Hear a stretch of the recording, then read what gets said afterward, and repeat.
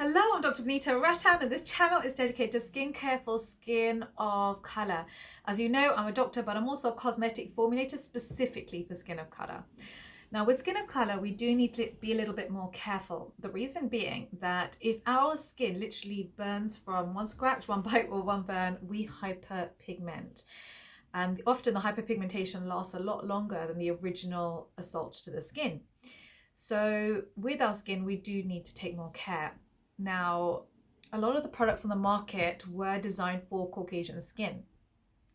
And actually, if you burn Caucasian skin, it doesn't pigment and they don't have that issue that lasts for years afterwards. And that's why I created this channel, was just to make sure that we educate and empower our global skin of color family to know what we should be buying and what we should be avoiding. As you know, none of my videos have ever been sponsored and they will never be sponsored. This is my love letter to my skin of color family to make sure that we're being safe and that our children have better skincare than we basically had access to. If that sounds good to you, please give me a thumbs up. Let's dive right in.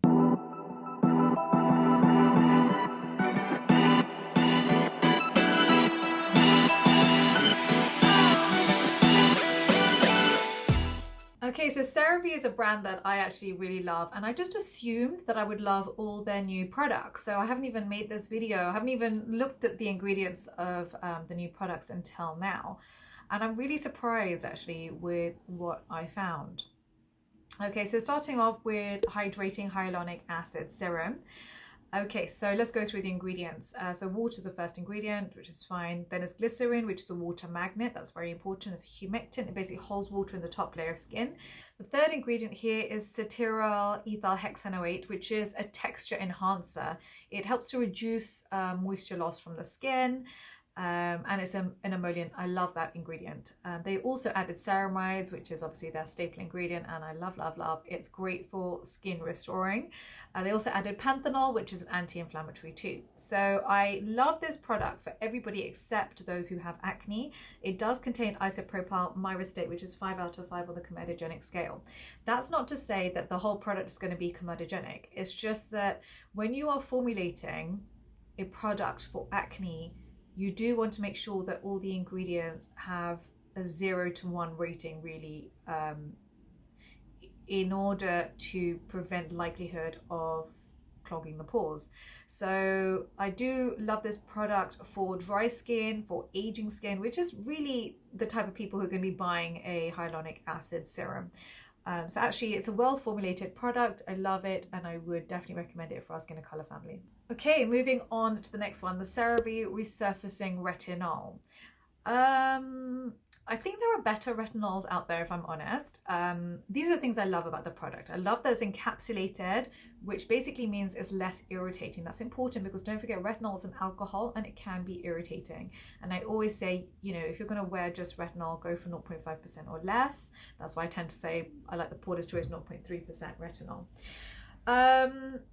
I do like that it's encapsulated. It means better penetration of our waxy skin layer. Don't forget, our skin is basically waterproof. It's a layer of wax, and if you just put something that's water soluble on your skin, it's not going to penetrate. It's good to encapsulate it in basically another, it's like wax. It's like a wax ball, like a fatty ball, and so you get better penetration of your waxy skin. So I like that about this product. I also love that they added ceramides and niacinamide. So these are skin restorers and skin brighteners. Brilliant. It does contain denatured alcohol, which can be drying to the skin. And I'm not a fan of doing that when you're already putting alcohol on the skin. You know, retinol is an alcohol and can also be irritating itself. So I know why they've done it. They've done it because you get that quick dry feeling. But I'm not a fan of it. And the second thing that they added was isopropyl myristate, which is 5 out of 5 on the comedogenic scale. Now, do you remember what I said to you about cosmetic formulators having the same signature? So can you see in both these products, they've put isopropyl myristate? Because don't forget, when you're the formulator or you're the manufacturer, you're trying to minimize the number of ingredients you're purchasing.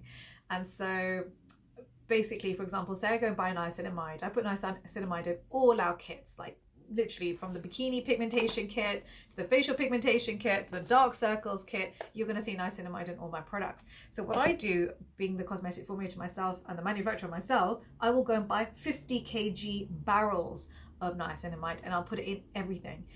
And this is basically a similar thing that happens even with fragrance. You'll find it's the same fragrance, the same linalool, the same geraniol that's in everything, because that's the signature of the cosmetic formulator. And so they've clearly bought a lot of isopropyl myristate and it then sort of goes into everything. And that's why you're seeing the signature happen. It's really interesting to watch it. You know, for all of you guys who are now Dr. V Inky hackers, if you've watched 10 of my videos and you can decode the Inky list, so that's the ingredients list at the back, INCI list at the back, then you are a Dr. V Inky hacker and you are going to be able to detect signatures of which cosmetic formulator has made what, and it's so interesting to watch. Other than that, the directions on this particular product says wear it during the day. It seems to say wear it during the day and then top with sunscreen. I would actually say avoid wearing retinol during the day. I do prefer other antioxidants that are UV stable, that are non-irritating during the day for skin of color. I'm happy for you to wear it at night time. It's okay. It's not a terrible product. There are better retinols out there. Yeah, so that's my take on this one. Okay, so then the next retinol they've got is the Cerave Renewing Retinol Serum. It's the purple one. I do prefer this option. I love, again, that it's encapsulated, it's got no fragrance in it, and it's non-comedogenic. I just don't know why they added denatured alcohol when the purpose of this product was to hydrate the skin. It's better than the Resurfacing Retinol Serum, but I'm still not a fan. Because, you know, when you are the formulator, you have to look at what is the purpose of making a product, and then every ingredient that needs to be aligned with it, which doesn't make sense when you're hydrating the skin and then adding denatured alcohol. So it's okay, it's better than the resurfacing, but again, I'm not a huge fan. Moving on to the next product, which is the Skin Renewing Gel Oil. So the third ingredient here is ethyl hexyl palmitate, which is 4 out of 5 on the comedogenic scale. I love the rest of the ingredients though. It does have ceramides, glycerin, and it is NAF safe. So NAF safe is a term that I've coined to make it really easy for you to be able to read the ingredients list. Has no denatured alcohol, fragrance, or essential oils. I think this is good for dry aging skin. I would just avoid it for oily acne prone skin, which is fine because I think the purpose of this product was for dry aging skin. So it's a well formulated product. I like it and I would recommend it. Okay, so moving on to the next product, Skin Renewing Vitamin C Serum. I'm not a fan of this one. It's got 10% ascorbic acid and it's not encapsulated. If they'd encapsulated this 10% ascorbic acid, I would be very happy, but this can be quite irritating for skin of color. The sixth ingredient here is denatured alcohol, which can be drying to the skin, and also got isopropyl myristate. Don't forget that signature. It's the same person who's basically made all these products. Which is 5 out of 5 on comedogenic scale. So I'm not a fan of this particular product. I would avoid it. There are better vitamin C products out there. I tend to say for skin of color, I do prefer tetrahexyldecyl-ascorbate, which is your fat soluble vitamin C, combined with your water soluble vitamin C, something like sodium ascorbate phosphate. I like that you get your water soluble and your fat soluble, so you are penetrating multiple layers of the skin and you can get down to the dermis and stimulate collagen with tetrahexyldecyl-ascorbate. So this particular product, I just it's a no for me. Okay, so looking at the sunscreen, so the Hydrating Mineral SPF50, I actually really like the ingredients of this product. It's got 9% titanium dioxide, 7% zinc oxide. It is NAF safe, so there's no denatured alcohol, fragrance, or essential oils. And it's SPF 50, so I like it. What I would love to find out from you guys is it white? Is the Hydrating Mineral Sunscreen on brown and black skin coming out white with a white cast or a grey cast, or is it melting into your skin? So if you can write down below your experience with this particular product, I think it'll be really helpful for all of us. Moving on to the next product is the Cerave Hydrating Body Wash. I like that the product is for non-acne skin because it does contain lauric acid, which is 4 out of 5 on the comedogenic scale. It's got glycine soya oil, which is 3 out of 5, and it's got stearic acid, which is 2 out of 5, which is not too bad. It is nail safe, so no denatured alcohol, fragrance, or essential oils. It does contain ceramides and humectants. So I do actually really like this product. I would just use it for non-acne skin. Again, it's not about the ingredients. You know, anything that's basically formulated in the UK, we aren't allowed to test on animals. So everything formulated in the UK and EU by law is animal cruelty safe.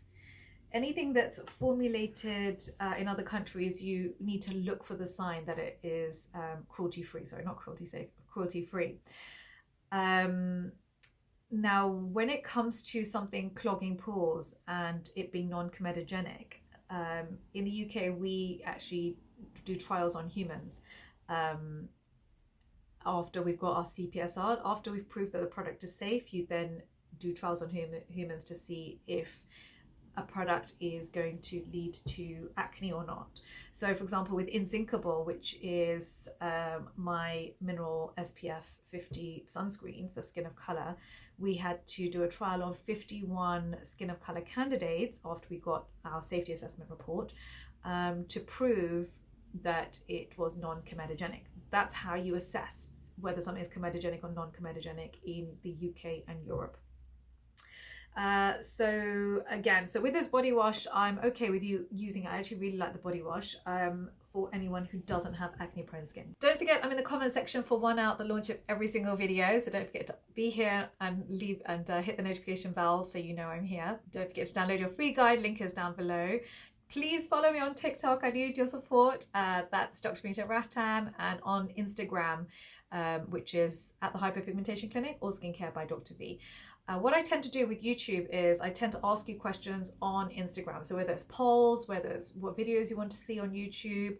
So I get instant feedback on Instagram and then it translates to YouTube. So if you are interested in skincare for skin of color, it is worth you following me there so that you're at the source and you're at the initial ideas stage before we come to YouTube and produce a full video.